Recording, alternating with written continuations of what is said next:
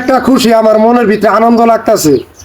এই দেখুন ছোট বাচ্চা, তিনি হারাইয়ে গেছিল, ওনার মা বাবা পাগল হয়ে গেছিল। পাগল হয়ে যাওয়ার পরে আমি একটা ভিডিও বানাইছিলাম, তো আপনারা সবাই ভিডিওটা শেয়ার করছিলেন।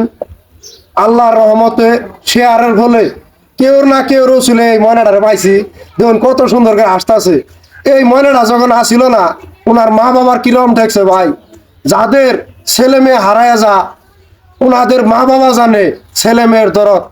আর যাদের মা বাবা নাই, ওনারা জানতেছে যে মা বাবার কত কষ্ট, কত বেদনা।